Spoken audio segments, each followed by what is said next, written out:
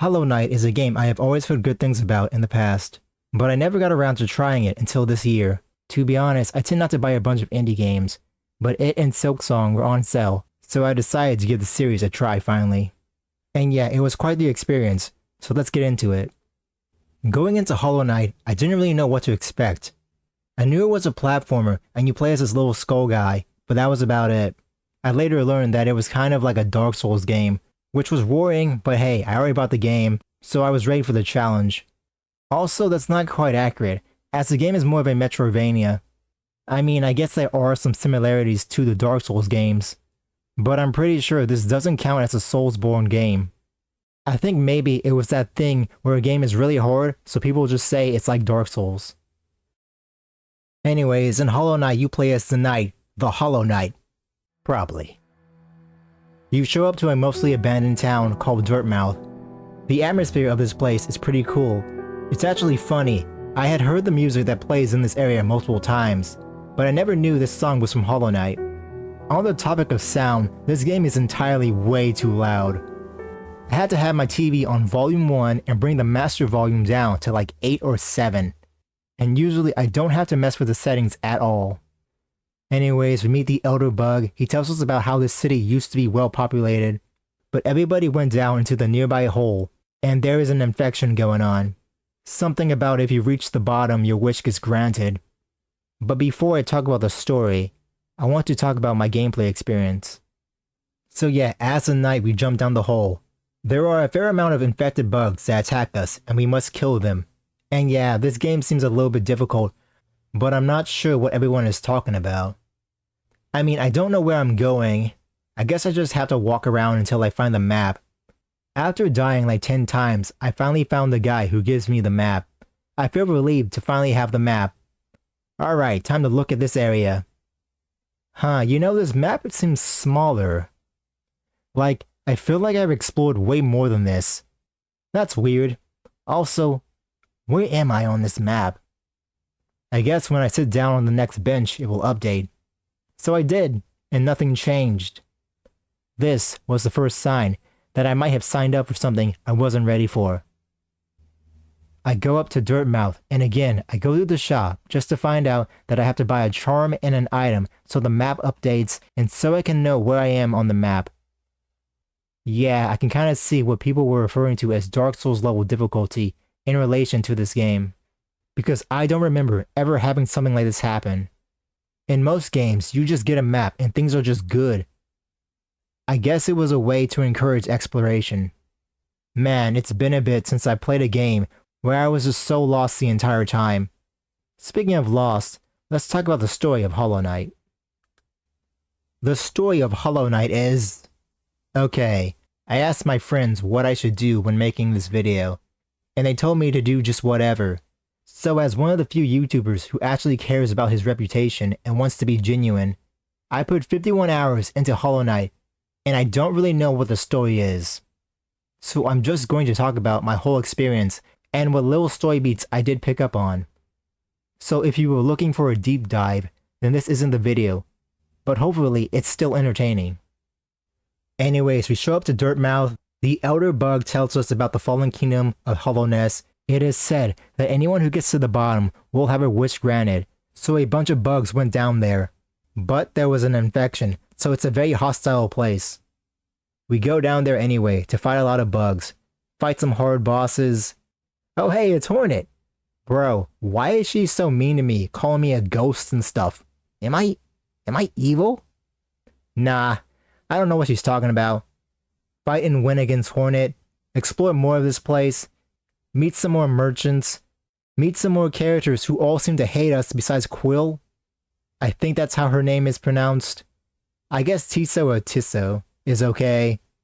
I remember him being half and half. Zod is a jerk though. Anyways, I explore more, I meet Cloth, she's cool. Meeting Mila makes me very happy because she's a ray of sunshine. Have more conversations with Hornet, she still doesn't like us for some reason. Go to the City of Tears, this place is cool. Fight a really annoying mage boss there. Fight more stuff, decide to check up on Mila.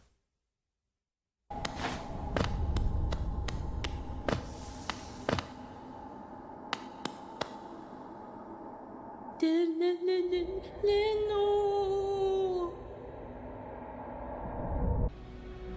know what I have to do, but I don't know if I have the strength to do it. Eventually meet up with the dreamers. They seem to not want me to wake them up, so they trap me in the dream realm. But luckily the seer frees us, and then we now have a new objective, which is to wake up all 3 dreamers to open the locked door in King's Pass. I think getting to each dreamer was a pain to do. I think besides the teacher, getting to the other 2 dreamers was quite the ordeal. Anyways, I get all 3 dreamer souls, but I keep exploring around, and I fight Hornet again. She seems to have changed her mind a little bit. Oh yeah, also one of the dreamers was her mom. Whoops, sorry, I killed your mom, Hornet. Go to the abyss, meet some of my family, or something. Anyways, we find out we're a vessel, so we really are hollow inside, and I get a better dash. And I can finally dash through some places that I couldn't be.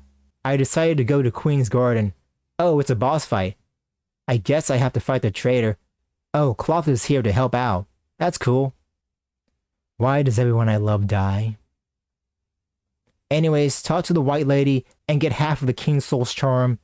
Well, looks like I've done everything I wanted to do. Now to fight this boss and beat this game. Go through the door and... Wait, if he's the Hollow Knight, then who the hell am I? Defeat the Hollow Knight, which to be honest, this boss fight was on the easier side. Anyways, we win and become the new Hollow Knight. Of course, that was the normal ending. I knew this game had a true ending, so I wasn't done. Also, before anyone says it, I know the devs said there's no true ending, but if you Google true ending, the Dream No More ending comes up, and I did the whole thing, and I need to talk about it. So that's the true ending, and I'm going to talk about it. So after defeating the Hollow Knight, I looked up what I needed to do to get the true ending, and I was actually pretty close to doing it already. I just needed to upgrade the Dream Nail fully, and get the other half of the King's Soul's charm from the White Palace. That doesn't sound too bad. So I do the 3 or 4 bosses I didn't do, and upgrade the Dream Nail fully. Okay, that wasn't too hard. Now to do the White Palace.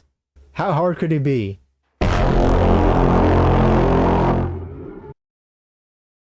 So you know how earlier in this video I had a slow realization that this game was much harder than the usual games I play? Like how there were just so many steps just to have a functioning map? Well, that's what I went through with the White Palace, times 1,000. I was like, cool, I have the Dream Nail, time to wake up the Pale King in the ancient basin and fight him. I always knew that guy looked plot relevant. I used the Dream Nail, and oh, that wasn't the guy, it was just a guard, okay. Well, I guess the boss fight is inside. Oh, okay, I have to fight a couple of more guards, whatever. So, where's the boss fight? I guess I should keep going. Wow, this room with the Soul Blaze is really annoying. Okay, I got that done. You gotta be kidding me. I have to do both Soul Blade rooms to open this elevator? Okay, after like 3 hours, I did it. I am so sick of Soul Blades. Let's just fight this guy. Okay, well, at least there's finally a bench. This has to be the top. I am so sick of this place. Why is there more? Why are there even more Soul Blades? And this is the moment I realized I may have made a mistake. You see, I am unfortunately a person who has the in too deep thing in my brain. Had I known what this would be, I would have just YouTubed everything, but because I am here, I might as well see it to the end. I have to keep going. I'm so angry, this is so stupid, why would Team Cherry do this to the player? I keep dying, but I make progress, slowly, so I'm getting better. But then I get to this one part, and I just sit there for like 45 seconds. What the hell do I even do here? Like, what the hell is even that? Yeah, eventually I had to look up a guide, because I am straight up stuck. Because we have these pop-up spikes that are just coming out of this wall, and I just don't know how I can progress. So I looked it up, and it turns out you can pogo on horizontal spikes. I don't think the game has ever shown me that. Like, I pogoed on normal spikes in the very beginning of the game, but then for 30 hours, I just never did it again. Whatever, I go through more and more spikes and Soul Blades, and the timing is just getting more and more tight. My anger towards Team Cherry keeps growing as I suffer. I keep looking at this guide, and it's helpful, but then I get to this one wall jump that is so insanely tight that I don't know how it's even possible. It's so crazy that even in the video, it jump cuts, so I don't even really know how he does it. But I do it, and finally, I can crystal hard launch myself and do this last pogo, and be done with this terrible place. I mess up. I hit one of the floating enemies, and just a flood of despair hits me. In reality, I only fell for about half a second, or one whole second, but in my mind, this moment lasted forever. I had been on this stupid obstacle course for about 3 days, maybe 6.5 hours or more in total. I finally got to the last obstacle, and I completely messed it up. But then, I pulled a Rohan Kashibe and pulled up. I realized the wall next to me was plain, which meant I could wall jump on it, so I did, and I recovered.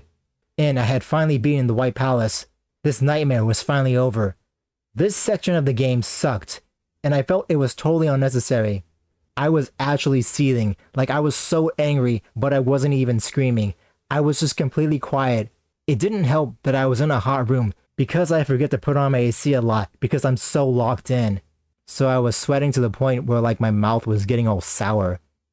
And at one point, I was getting chest pains. I was like, bro, is this palace giving me health problems? This place better not kill me in real life. But yeah, I got the other half of the mask, finally. I hate the Pale King, and I hate Team Cherry for making that part of the game. I guess it's time to do the true final battle. Hopefully it won't also be a nightmare. Spoiler alert, it was. So I got the full King Soul's Charm. All I have to do is go to the Abyss and dip it into some black liquid. And go to the final boss, but use my Dream Nail instead of killing the Hollow Knight outright. So I do that. Alright, I'm ready for this. Let's do this. It's the final battle. Give me everything you got. Why does this boss have its own title card? So yeah, just like the White Palace, the Radiance was a terrible time for me. This boss threw everything at me. There was no time to breathe. There was no time to heal. And I was once again just hating my life and hating Team Cherry. This boss is so unfair and I can't believe the things it's doing. I once again look up guides, and they're kind of helpful, but I am still having so much trouble with this boss. It took 2 days for me to get to phase 2 of this boss fight. And my build is basically what everyone recommends. I just don't know how I can possibly win this. But at the end of day 3, I kind of noticed something.